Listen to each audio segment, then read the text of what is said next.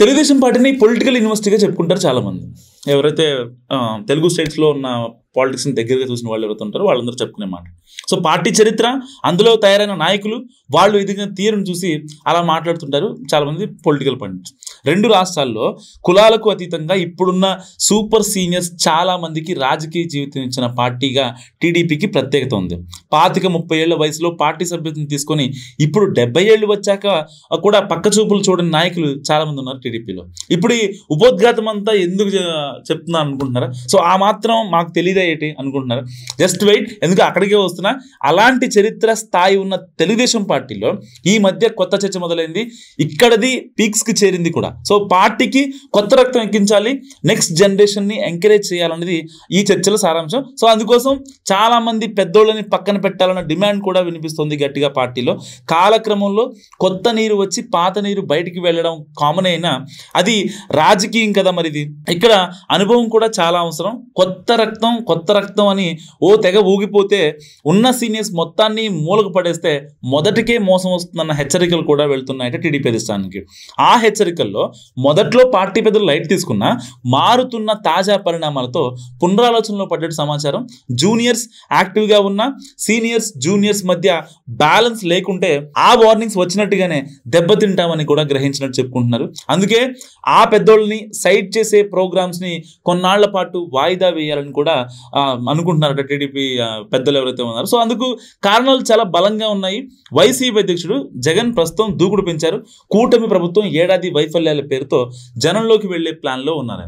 So ఇప్పటికే 3 పరామర్శ యాత్రలు చేసి పార్టీకి కొంత ఊపు తెచ్చారన్నది రాజకీయ వర్గాల అభిప్రాయం. సో ఈ 3 పరామర్శ యాత్రల్లో రకరకాల వివాదాలు రేగడం, వైసీపీ క్యాడర్ మీద పోలీస్ కేసులు లాంటి వ్యవహారాలు నడిచాయి. అయితే ఏ సందర్భంలోనూ టీడీపీ యువ నాయకులు వైసీపీకి గట్టి కౌంటర్ ఇవ్వలేకపోయామన్న అభిప్రాయం ఉందట ఎన్టీఆర్ భవన్ వర్గాల్లో. సో అటు మంత్రులు కూడా తగిన స్థాయిలో అటాక్ చేయలేకపోతున్నారన్న అభిప్రాయం కూడా ఉంది హైకమాండ్లో. ఈ పరిస్థితుల్లో దూకుడు పెంచుతున్న జగన్ను గట్టిగా ఢీకొట్టాలంటే సీనియర్స్ కావాల్సిందేనని టీడీపీ పెద్దలు భావిస్తున్నారట.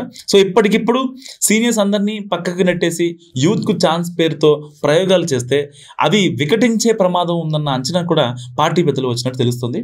అందుకే ఇంకొన్నాళ్ళు సీనియర్ సేవల్ని విచ్చలవిడిగా వాడుకోవాలంటూ కూడా సమాచారం. సో తాజా రియాక్షన్స్ చూసాకే ఈ నిర్ణయానికి వచ్చినట్టు కూడా చెప్పుకుంటున్నారు. పరామర్శ యాత్రలో జగన్ చేసిన కామెంట్స్ పై టీడీపీ సీనియర్స్ గోరంట్ల బొత్సయ్య చౌదరి, ధూళిపాల్ నరేంద్ర చౌదరి, ఇంకా సోమిరెడ్డి చంద్రమోహన్ రెడ్డి ఇలాంటి వాళ్ళు వరుసగా స్పందిస్తున్నారు.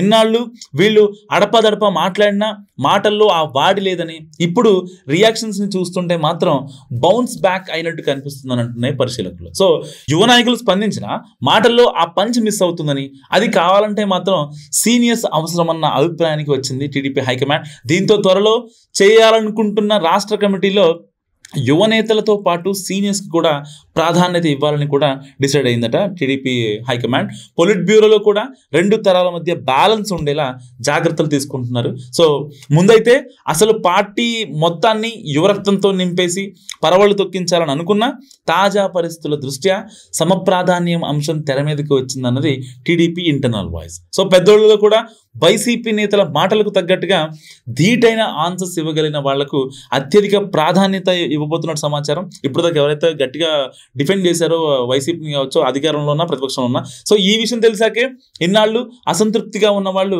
పదవులు ఆశించి భంగపడి మనకెందుకు లేని కామ్గా ఉన్న వాళ్ళంతా యాక్టివ్ అయిపోయి వైసీపీ మీద దూకుడుగా మాట్లాడుతున్నారన్న గుసగుసలు కూడా వినిపిస్తున్నాయి తెలుగుదేశం పార్టీలో. సో కారణం ఏదైనా ఇలా బ్యాలెన్స్ చేయడం మాత్రం పార్టీకి మంచిదే అన్న అభిప్రాయం ఉంది క్యాడర్లో.